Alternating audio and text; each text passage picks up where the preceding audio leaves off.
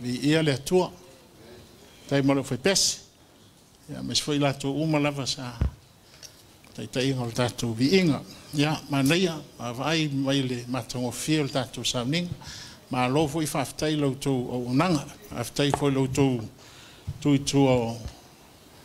o sepi masoe ya ina ia fatau no ina le finalo le tua ya ona fai maliu na nei ya o le foi la tau tu le atu taimi ya o mo fai lan tu lunga tai tolu ka ho message famot ya la tel no atu tu why you must have a staunch belief in the resurrection of Jesus Christ. I will say that to you again.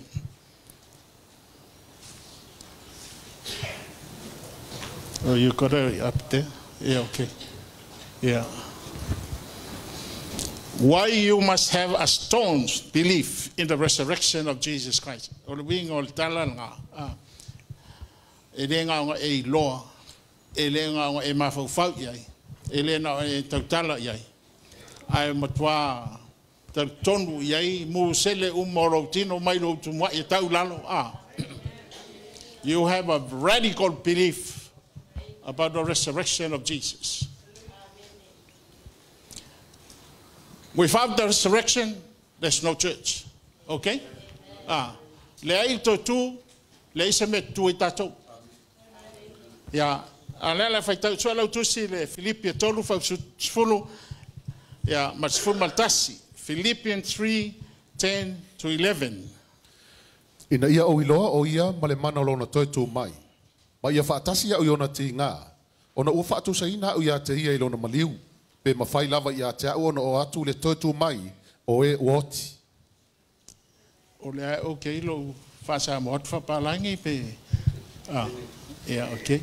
Ia, whaaliwa e siwainga wa. Ia. Number one, why would God choose more than 500 eyewitnesses of Jesus' resurrection and ascension?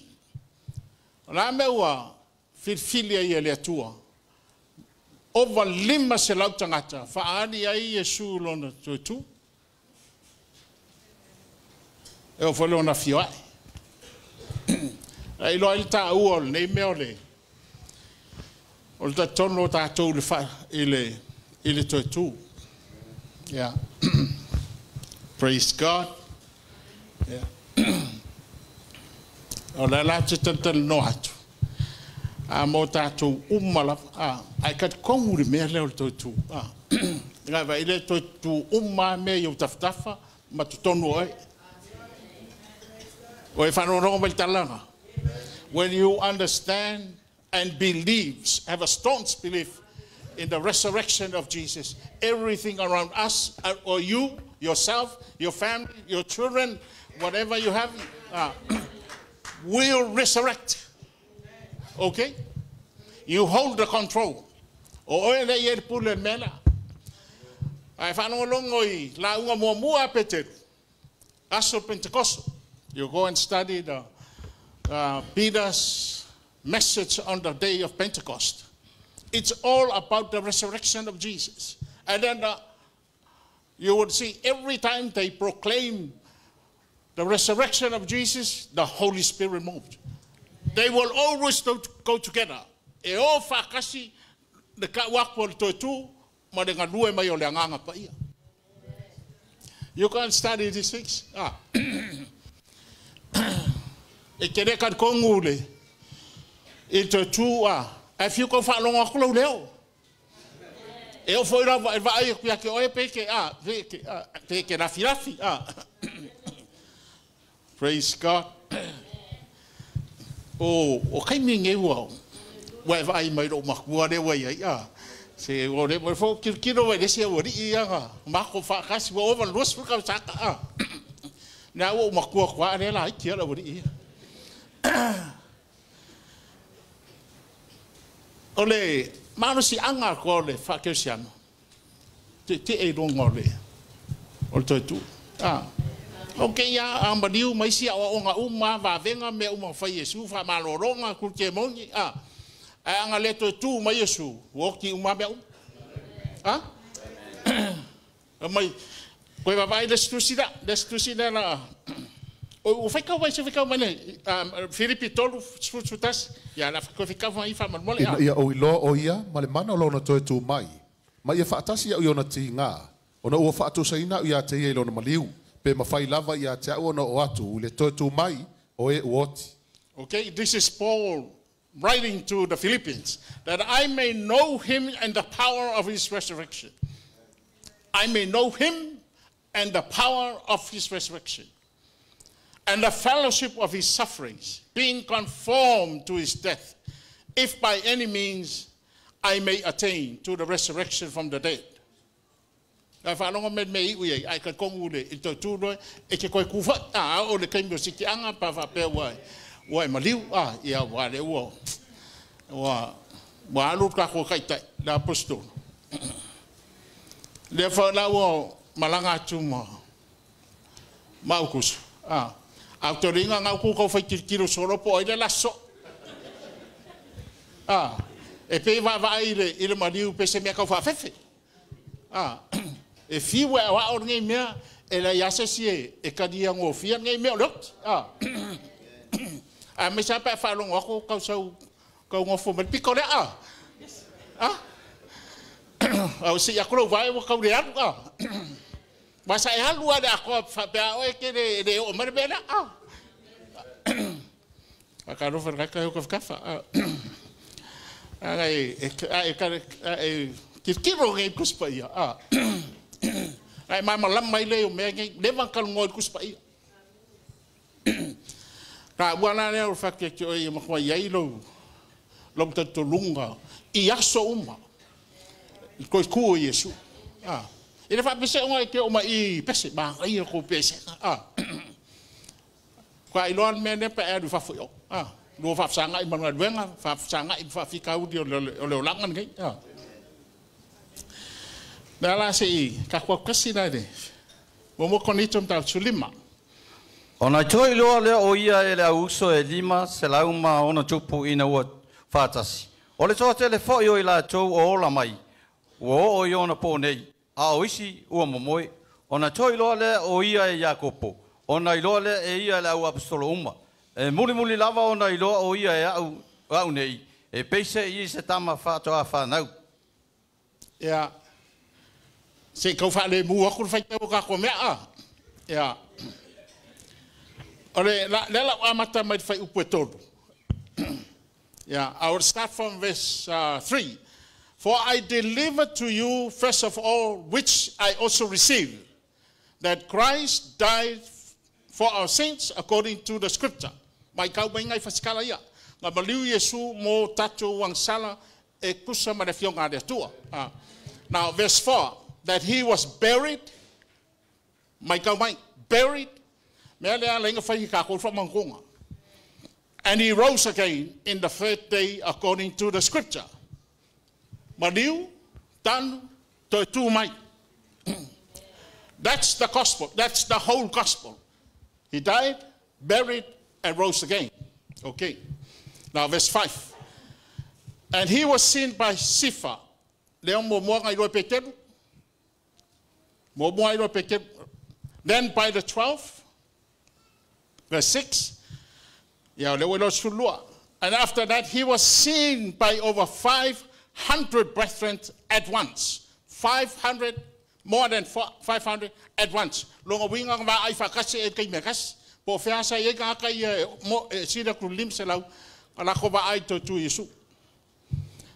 Magkua foi, maliu Yesu. Fast food waso, o i tu lea, fast food waso. Faadi Yesu, I kong fast food waso lea, le so, ya. Fea na vanga i tanga tai lea sa, fast food waso, faadi ai, Te umaka kwa kude, na I tau feka wakut kuspa ia ia, oi, Of whom the greater part remain to the present, but some have fallen asleep. Yeah, so for crossing a talent mena Mo konito kusi na 1 Corinthians, kusi Efeso. This book was written in Ephesus. So when Paul was writing this book, over half of or probably more of the 500 were still alive. Lai feo la le siko kelo lima selauda. Logo inga lai kusi. Le to tele tangata ia ka o eyewitness. Po ka nga va aitingo into tu Yesu. Vai vai ka mai. Ale kusi Paulo ya konito le singo o la kuriki. Ale kusi ku I Efeso. Efeso le kongo mele ka o Turkey. Ephesus is in Turkey now as today. But he's writing to Corinth or the Corinthians, one of the city in Greek. Yeah. Mai tau mai la ko kene la feola a wisi la mai. Fa no me fa nga o le oti o le mai. If you fair ku tangata ka kasamo o la mo esto ina o la mo ko ide fia ma la mai de se mo nga me. Yeah, verse 7. After that, he was seen by James. James, ole uso le Yesu. Makua mai ka mai ole uso le Yesu. Le sa wa lok. Le fa ari Yesu lon to. Okay? James le kusial James le ko. Okay, ngako ke no. Le ya ko fi au study mo ko fi au me. Then by all the apostles. Then verse 8, then last of all, he was seen by me also, as by one born out of due time. Maleo Paulo, mulmulia uvaya. Paulo ka ele vai tu. It came fast rasonia. Nga ku te loko sanga. Nga fia Yesu nga. Ko sa brea ko fia mai fa ari a Paulo. Nea lang fakala Paulo pesta ta fangau de au. A kongo fast food wasolia sa faali tangata over lima sela. Ya. Sirfia le ya le tu. Ole isu ngai ole po le merngel totu. Ole amakwa como faia te apolo e pepelo fasise. Como faia fa'anga.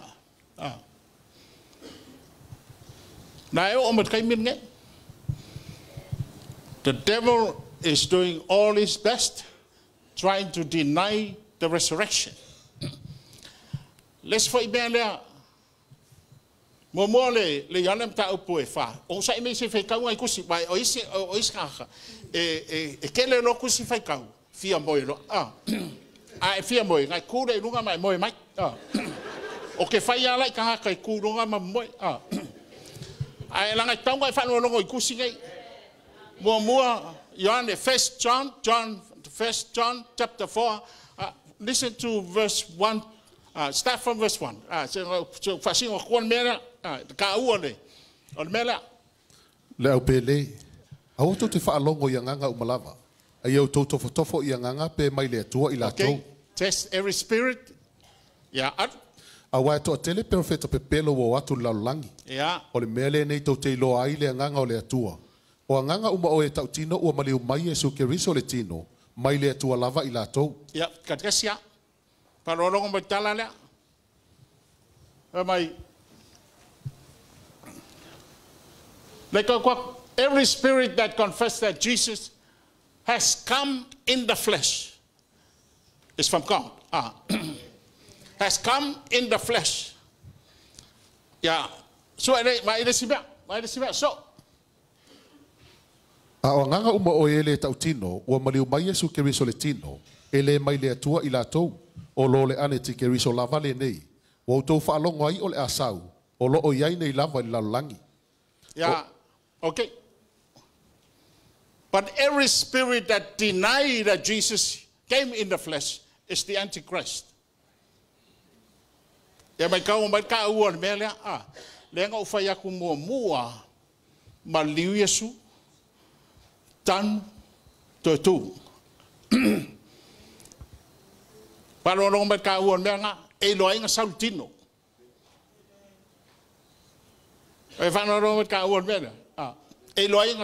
He came in the flesh. He died. He was actually dead on the cross. It was proven. He was buried. For 3 days he was buried. Then on the third day, just before decay, you know decay, kicks in. Because everybody that died will decay. So Amen. But just before decay kicks in, God raised his son.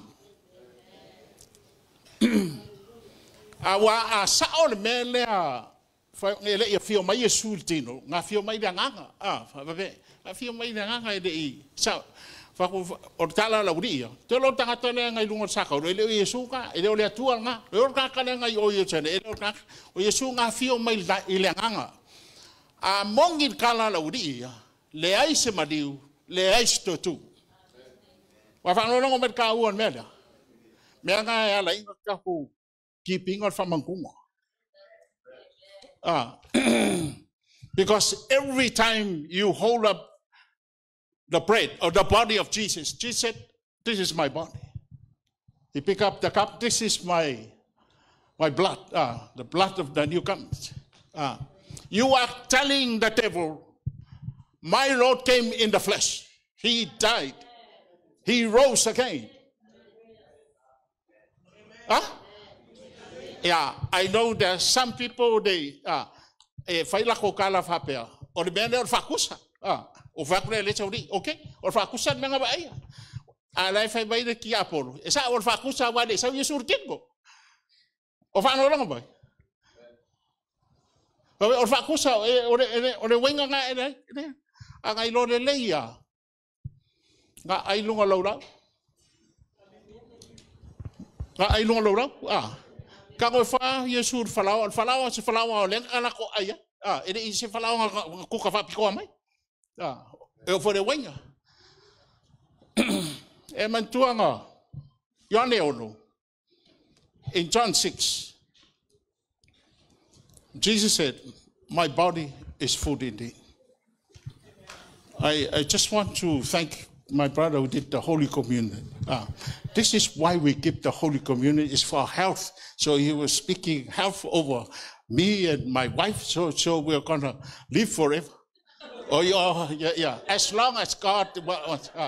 So I'm going to be very healthy then. No, I claim this. Every time you take the Holy Communion, you claim it. Jesus said, "This is my body." My body, John 6, my body is food. My blood is drink. Everyone went crazy. Okay? How can this man give us his body and his blood? Okay? And then the last night, on the table, they were finished eating. All of a sudden, Jesus picked up the bread and he said, "This is my body." He did not say, "Let's assume this is my body." You see what I'm saying? He said, "This is my blood. This is the cup of the new covenant in my blood." It's an amazing truth. E kauinga kiro ka ko ele merngi a orneme era famege o totu declare ko totu ai ngofu fo ya Yesu fa pipi il sikak ma ko ke fa yan mele Yesu ma se yo ga fio mai ya me nga o fa ke o lo kan ko ngungal totu que savani or for finger savani or in fale you speak life to everything around you. Well, if I don't know, because you believe in the resurrection power. That's why Paul said, "I want to know him and the power of his resurrection." Now hear this, church. Paul knew very well Jesus was crucified. He died a brutal death. What the Romans did to him, He died. Very painful death. It wasn't just a prisoner given a sentence of death. It wasn't that. By the time he died, he was literally in pieces. You understand that? 39 lashes or more than that. Some people, they believe, because the Roman did it, was more lashes. The nails at his feet and hands. The crown of thorns on his head. You can look at it. It was blood all over. Then they thrust a spear at his side. And the Bible said, there was a time that Jesus was on the cross. Remember, Jesus was always close to his Father.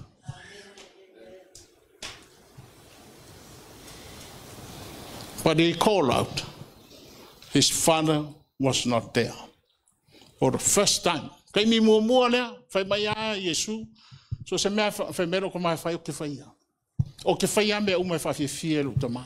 I will do everything to please my Father. Ai o kay mi o le o ngau ti ngā I lungo tātou. Ka paku Yesu rong ka mau le ai. For the first time, he said, my God, why have you forsaken me? The Father forsook the Son, his only Son, on the cross for our sake.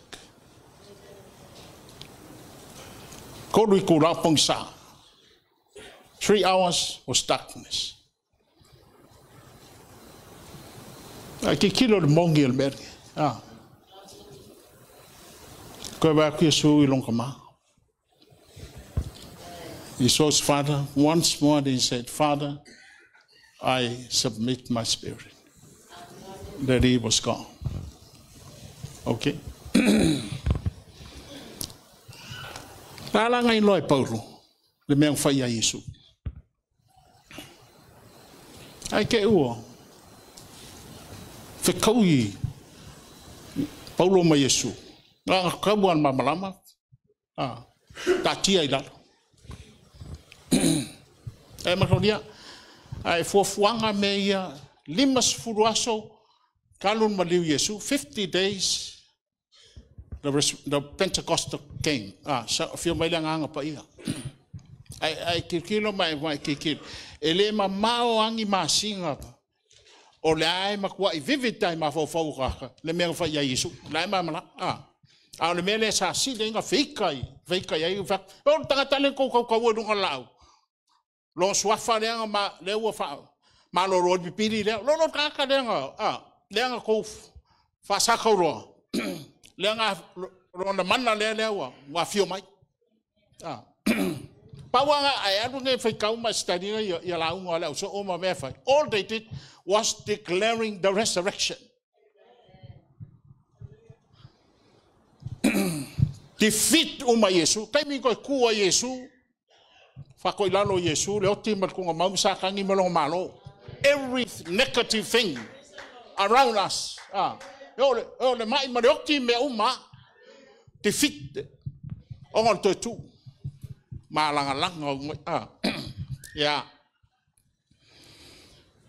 Na lava mai Paulo. Waru ka kia ngi na. Wa oia Now Saulo mai o Yesu. Where's a wama yai? I am Jesus. You are persecuting. Ekei Saulo. Lenga ba ai ele ile ba kwangi ma se nang kau ale song le so madunga la ki no ngai la Paulo fa ye mo ile mer ngot ko ku.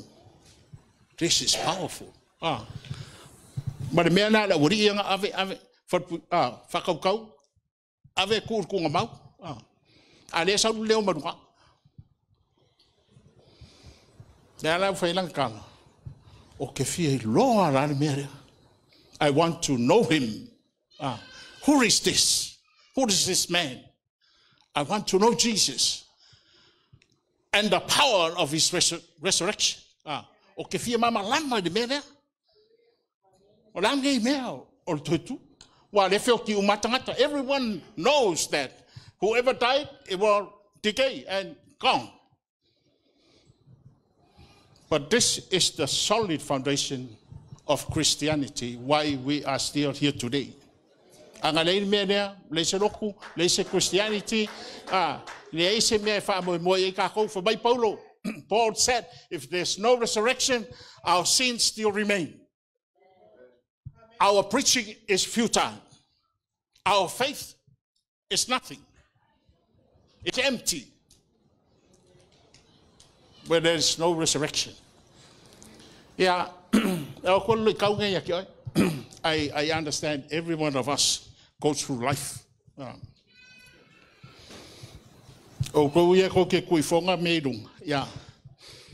Yeah, faso solo fa, ado faso solo kuloga lua. Ole manna no tu. Ema ko. Le faso pala umame. Ale sawisu de la fa ka mer fa upuda. Ngaluenga lua.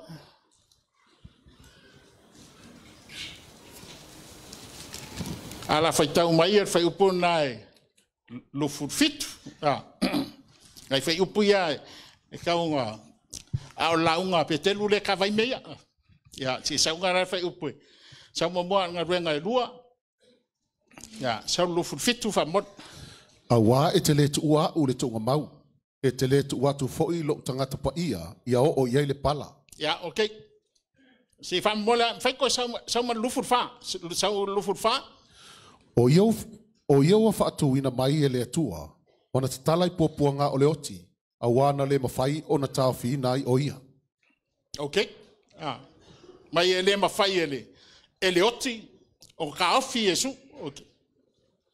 Koe sa unufu fiku wha mod. A wā e te le tua o le tunga mau. E te le tua tu fo ilo tangata pa ia o ia le pala. You will not leave my soul in hate, nor will you allow your Holy One to see corruption. E ke re whakanga inga ro ka haka pa ia. E o yel pala. Amen. Kau totasi. Mawai totasi o launga le kas. O lea. Ua mua iloa e ia. Ma ua whai mai fo i le toe tu mai o le keriso. Wa le tu ua o ia i se oli. Wa le o fo i le pala i lona tino. Ia. E whaare terengi kala e whai le mea. Ai ele me kupu i mea uma ya de la ka kwa ku me fa saingis wai saingis vo ko ro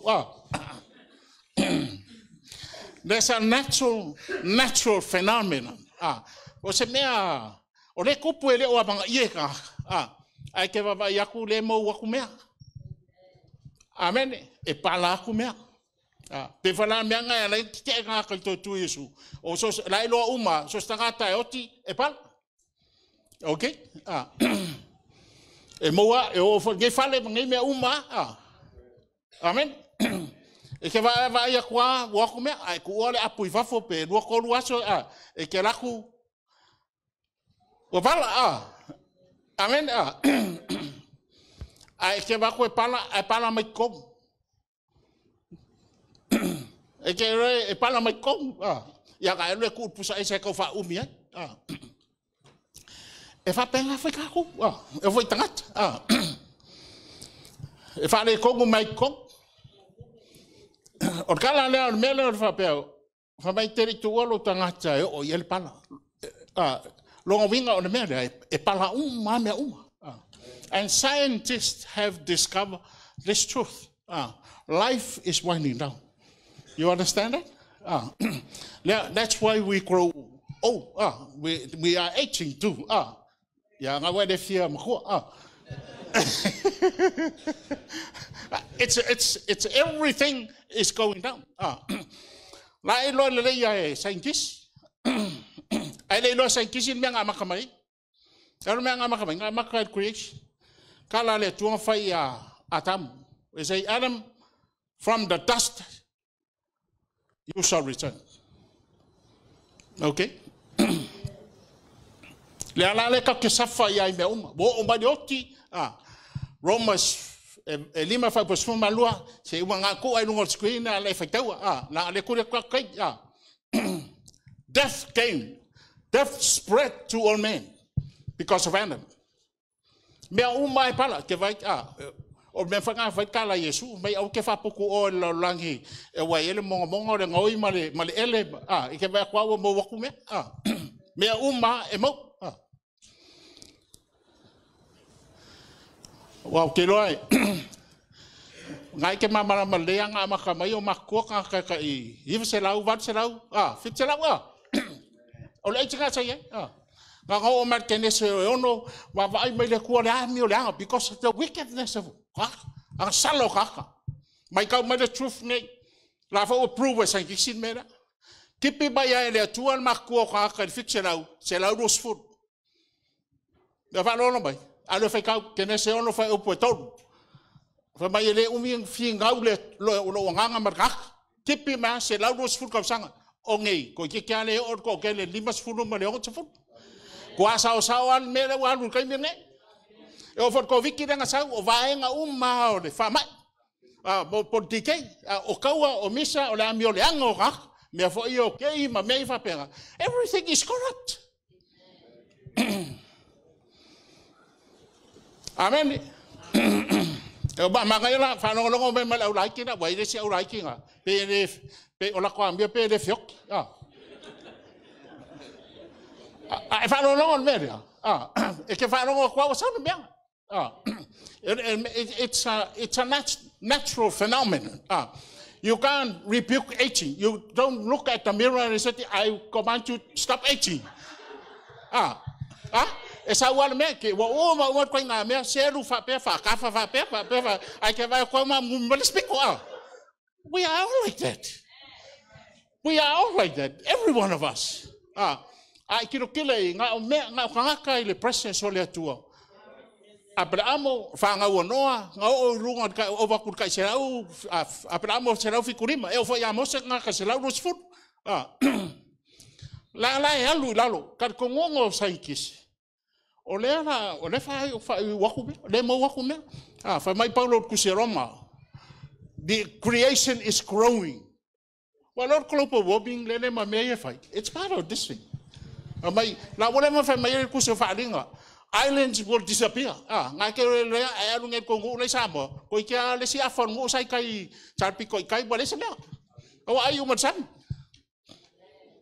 o e kau ma fo e ngai me pau ale le me le pa yel tikei o tino Yesu isi me uma ngo uma ya o ke foi ka pa I o le tua o lo uma kula ko kai Yeah, ale wa ngo fo mai. Praise God. Fakalo fa ka ka. E o ke pon dai umi as wa de ska ka le fa. Fa lo lo ma lo kala la. Fa lo ma lo kala la. Melo decay and corruption. You cannot stop it, but you can slow it down. You can slow it down by the Holy Spirit. O me ne lo ke kai de ko kele se la wo la wo me ko nga ona le au le kan ko u le to ya ka ko ke lo ke sia spiritualize ka ko me wa le manga ko le ska ka pe yo ke kalo wala va ka kalo va ko hello ko ring ma ai no me ai mai maloro principle angai ko ai manga o ke fia ola umi mai fia ngalue pe e ku sa wa I foi la foi pese que pese que o foca ka no pese ai que falo ro ko sa wa be amen de sorry o va ficar de tu ai luala me e alo be ka kan me o tiro Yesu le pa il me Markanga sausi kianga lai ola pe. Lai ola e kau ai ko el tikei ai sola kro au iska ka uma ia ka ke mo ko ngaba Ya, on ku mo mai leo ot ya vi ia Yesu. Amen. Ya, okay. Ora challenge ke ya ke ora ke roere umi ska ko kin. Ya. Para se me o ru fa sa. Eu fo ma. Kupe. Wa le ska o ese fa le nga o ska ka ring kupe. Fa no vai. Wa o ti ke ya kupe. Wa eu foi kupe ha ko ia. Le wa ke fiu fa pouco. Ai ke vai ya kwa pe se me ai ya kupe. Ai ke lo me ala nga fa penga. Ora wa miu. Wa fa no vai. Wala nga fa pe mea, wala nga fa pe mea. Ele fa pe se, eu for ai kango fa kau le wrong by van. E ala wala nga fa pe le for fa me boi for. Boi la au boi o me uma. Ai o lang salad nga. Ia fa ka o ka mio eu fa pe ai me. Wa vai fa o ka ma choi fuang. Amen. Se mai bau panga i ko fi au, se o ko fi au ke. Fia ke le ko fi au, la nga ba wo. Au ke no la fa lo longo vai. Ya. Ale me la challenge la le va ku ya ki oi. Pero fa ku. You must have a staunch belief. O le wingo me le mo kwa e ka kong pe ke va ai ku collapse mai mea o le engi kupe o mai o ako i ngā mea a kua e ka kongwa o ia lou loto, lou mafau fau i le mana o le toitu ka pe au le ka la pe le tua whaku perfecta mai o le i mamango na kumai o al perfecta iai koe a me whades hopeless mea ai ke ka kongwa o e il to tu le manno to tu le o mai a kako me nga le wala ngo o met kan le a ko e ka ko fai anga ngai mai fai mali ele fa kali mele ses tike le corruption ele fa kali ses o fa no mai e o mo ka ko mo moi ai an wala me amen o me nga ele ko ngoi sa wa that's why me nga e ke mo ka ya ele ki o le fiafi ele ki ka la met ka ya ma ko o ke fa ku le sa wa nga e pe ko le sa le ya ga o le fia boris ke o e alwa this thing will go on we cannot stop it but we can slow it down ya va faire slow down ya va don't me ai mo le va se pele o fa pe e ti ke nge me ya de ko se fa le lo pe sa lo fa le o kanga ka fa le ka ko ngul tu se ko sa pe ki nga vai ai sa va ni mai ko malo lo se fa pe lo ka vai e lo ka pa ku ai manga de ke ka ko ngul mele pe fa mai the economy is not working or whatever o sui ku la fongo o New Zealand e fo ya ka ko Samoa don't forget Jesus said life is becoming tough. Okay, love there will be love. It's cold. Wickedness will reach its height. Everything you see, everywhere you turn, there's wickedness.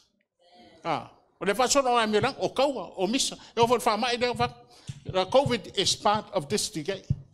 Umang fa mai Yesu o mai kai mi muri o mai me. O fa no me o ko rai ki ngai wa kai mi ke le fi fa no o ha nga le fa pe ra ke ma ale ha nga le la ke o yamin la ke mu aro ki no mai. Wa le fa no le upu le tu e va ver ti ke me. Corrupt. Amen. Yeah. Ai go fore le tae e o mon kwa kune pa wanga se kalo popo la faila u tok chinong ka kong to tu Yesu e o la ko inga situation do yai bai o pongei e fai se whakakai me kala ngai, o le upu ngai ke whio sofa inga di whiri. Laile, mo ko longa screen, Isaia 5 whai upu e lufu tasi. Mai le tua a sau le whili, pe o vai e kere. Mai e sau le nganga o le tua si i re. Si i lunga level ke whafsanga i. Wa ko lunga le whai upu nga. Okay? Ma ngai e an mele ke alma whai. Okay? O le covenant nga whai le tala. Okay? Whakaikai mai e kia ulela whaparangia mo mua. Okay? Yeah, can you put your hand up like this? This is God speaking. He said, this is my covenant with you.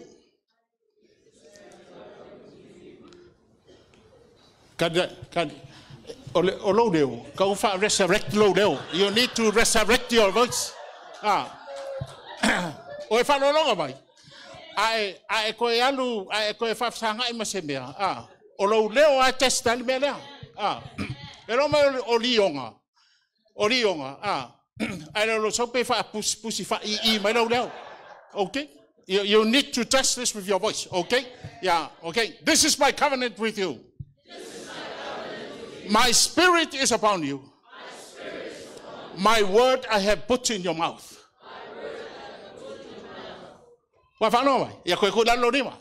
Okay, let's do it again. This is God speaking to his people. It's the same principle in the New Testament. God does not change. It is okay? What he said in the Old Testament, fulfill it. Okay? This is my covenant with you. My spirit is upon you. My word I have put in your mouth. Okay.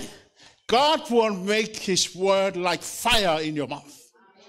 Okay. You speak it and then the Holy Spirit moves. If you don't speak, the Holy Spirit will not do anything. If I no logo alane tu ai lo kele e ke mo ka ka kongu te tu ki nganga va vai ku pa lasi mai dalo me fa le kongu mai me mama i mai le kupu mai be Samoa e ku wa oi aya o amar ku pa ka ba se fai ka fai asi le ke le o dionga a fa fingi a kinga so ka man lo so le ka ke fiu ka u ai lunga so le ya uma foi le foi mai se ka pule finga i me se le ai o kuku ka ko lu ya lo ko tele ka ko eu foi kai o lo amen ya amen wa fa bele le nganga le tu le lunga ya o le upu o menga ki activating o lo ko kongu de ele tu Yesu la singa me ma ko fa mai o fa mai ma ko iva ma singa ma ko ngofo la bo le ver ka fe ki ko le ke lo ke fa no longo ko bo fi afe ma e oi Victoria i ma ko i la lo i Melbourne wat fu pasengel ma ko ro ko mo fa ma mo for covid ya ma sa yer ka ko ngo fa ngale ai pa ia e ke de mo covid or ka ko nganga sa there was the general ko yo fe va ku le mo o fa fe le lo ko sa ma o se si ma o fa fe pa kala me fa fe e si on fa ku wa mo dis ko inga le si fa fe nga lu ka mi fo ngale avec un ambulance ma va kwa ma kangwel ma no e ko ba ia yeah that stuff ya au fa ni so fa mo bode o le me le tike ele alo polalo pa ia me ngai ka lalo man rakulalo alu fe ele alo de ko wiki ka ya ma me ai o tike e o man pa ai o le me le fa fkai le e kongu ya ke on me le o le nganga pa ia le lunga ya ke oi a ko ele tuana upu lo ngutu e ka ko ka kala i me kai hau e anu whawhinga rema. Va vai a kui mea. E o fwoi mea. Po mea loku po le... E va vai a kui le au whai pese pe le la va mai. E vai a kui le au kalvou po le arko i ngā mea. You speak life. Ia, e mai anu whale. Ke la kwa e sa orkala re se ringa. Va vai a kwa kuku mai o ulo maspungi wa re se mea ai. Ia. Ya vai, ele au fangi ave senga mena, ngaka ngai kaukala. Ai ke halu e fai mea. E mea no vaku le nganga pa ia ke halu e fai. Me foi ngai. Pora au wa ai ku pe wo le ro ka me fai. Ke ku foi ru. Vaku dem fai ka ko ngo foi fa pe. Let's stand up. Wa ia ke logo fa makala mai. Ma ko fa sala o fai wa lo fiku mi kon ma ko fa. E ke le akula fa sa le Halleluiah worship center le la fa. Oi ko kere ka ko wa. Ke le aku fa sa o ko wa. Ya, sa ma fa mai. So la la ringa le umanga fai fa sa. Lima masingo ka kian me le fai. Ya ko nga me ya o fa. Sa ba ai na le si o fa nga une. So fa ko la kana le ka ko la ka tsulu. Ya o fa ko le wa o le manga o mo sule mai o ke fa misa o le mero le lo su o le ngala keika ya o provi ga ele wakil melga o ke fa mai ha so o malo mai ha ko so every something alo ya yesu ya o fa yakule ya o le fa pera so fia pa ia o le o fi ke nga se lo ri nga fa ma fa sa la ka sa la fo keika ya ya o kom fa ya ke kalon fa fi le muro lot o fa me o ka ko do fa ko o fa aka ko ngesu alu ka ko kupe mau ki ngoa wa le se fa sa o le me le simeski ele fia sau le ko ka ko me ba fa pelenga e o ma ka ko misa malaka ya o vala au kuro wa makaria lef ko kala merkovic kala wait of I can't I'm going down there to finish the church yeah well au mai san nga ba ya me my dad don't go down there, they will sue us I don't care I'm going down there they have left the building for 5 months now so what are we saying ale mena o ke fa ko o fa sau ka kaya o le ala va sanga me fa nga luenga u mai o la ko nga me ke sau ba we o mai solo isi o salu o isi me me fa o ke le la ka sa wa ke fa pe o mai mo isi ka biki nga ko o level ke ni ko fa la mai ka me ki se fa la ko construction ke vai pe vai o la dai ki ko lua va ya so sama ko fan bo uma ko ngia ya le builder ale ko ngia le builder ya subcontractors ya ngai lo o ko ya me ka subcontractors le fe me lo mo ko sa va ka ipo ya se sin nga me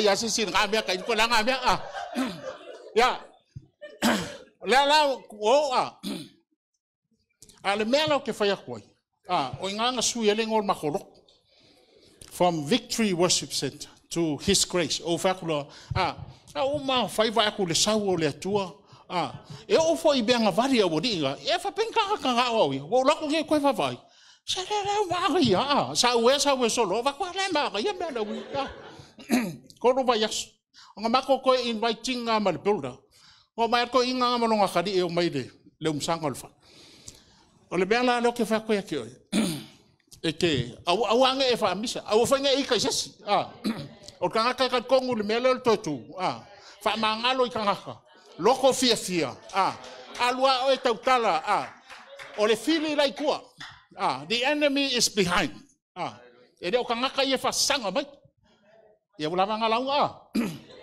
ya ai saungi le la feta ko kal e ke ku an mena ke last me go through right au ke fai le mu ke ke fa pe ke di ma mi la mano le sekia me ye ka kong me mangole iti ke ya ko me fa lo ba ai ke ku na ke ku ngai ke ngo fai ku mai do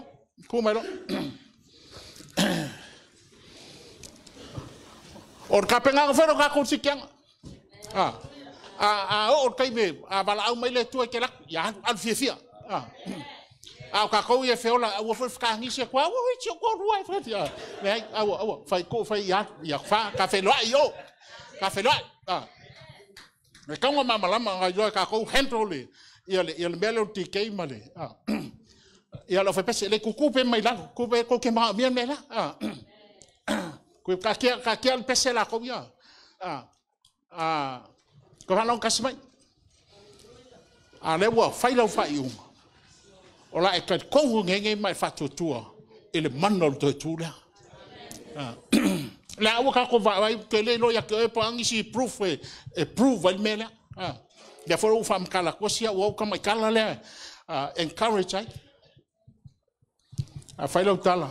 You stand before the Lord. Confess. From now on you're going to proclaim. Sorry. O sai kasi mai. Kasi le mea ya la inga keeping al famangu. We do the Holy Communion at home every day. Okay? You go and study on melo famangu on me fai fali. Ko afai ngai yan lok. It's a family thing. It brings your family together. It brings unity together. It brings the presence of God. Let's see, I declare quite a fiti. Well, if I may, or the spirit of Antichrist. It can go quite, but cool over it. The Kanga look at the flower about Sakangi. Now, feel by the Il Tino. Lord Tino Malona Toto. Or I may come with a finger better. You confess it. Ke lau ko mai kau ke o le mana lo tu ya mo i mai le tua mato faftai o le papa mausalinge le mato tu ai le Yesu tu. This is the solid rock we're standing on, the resurrected Christ who defeated death and the grave, and you lay Satan and his kingdom at your feet. You have given the authority at the church. Why am I le pula ya makonge lok? Matu tu yo lumane. Tai al nei malau whanau. O le matu tau tinonga. Le toi tu manu malo ke risu. Yeah. Okay. Fatai tai mai. Si runga lo rima. Close your eyes. Fatai tai mai. O lau tau tinonga le nei. O Yesu Keriso lo wali malo faona. Ma o fatutua. Toi fatuina mai o maloti. Na e fioai le langi. O lo e alala i le tutam tau le tual tama. Ma o fatutua i lo tu manu malo. A mata tu la solei. O lo wanganga wo yaurunga. Lo upu wa yo ngutu.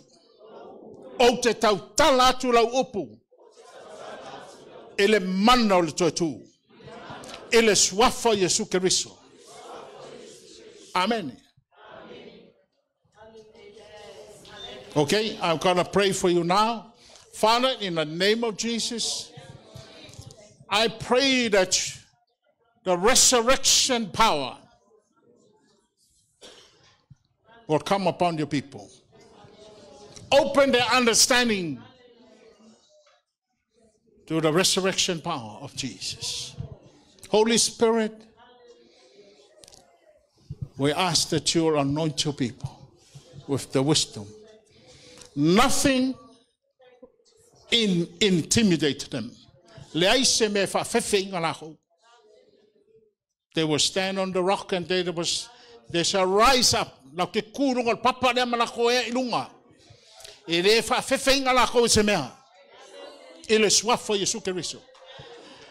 It does not matter where they are today. It does not matter where you are today. I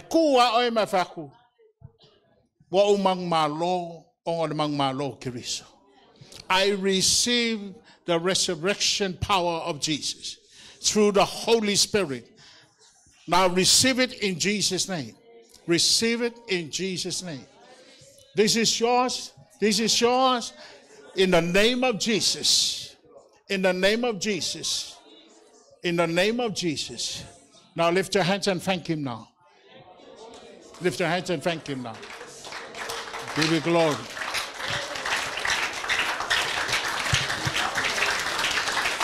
In the wonderful name of Jesus. Yeah, Nela Tuat. Yesu me fa umade. I've have to tell lava. Yeah.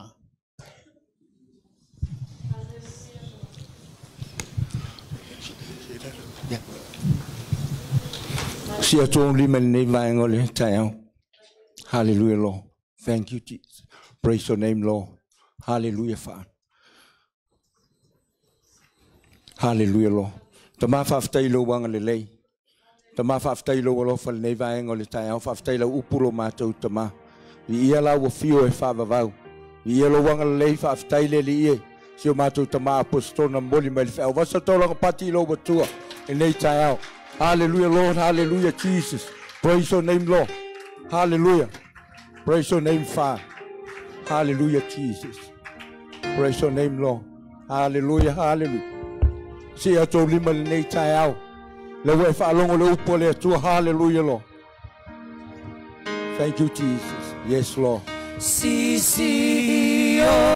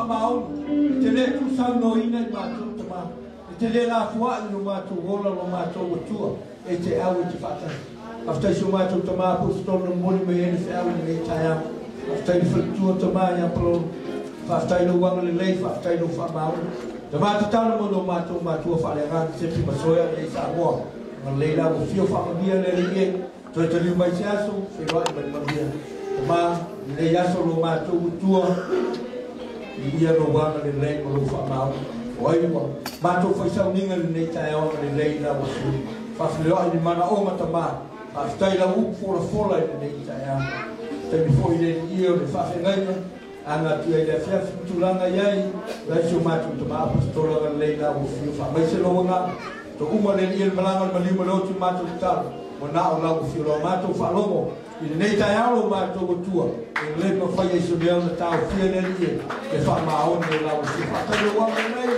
fa le fa ma o lo ma tu tua fa la u fo e io fatto di andare in questo matto tutto ma questo lo fa come non fa la ua e poi se le io chiuti poi va la wina andare lei fa ma o la fiore ma tutto ma foto la di ino fa stai lei taia stai a fitesse stai da cane si il matto umo le taia poi lo lavo di ino lo matto tu e lo suo formato vuole va la ua amen amen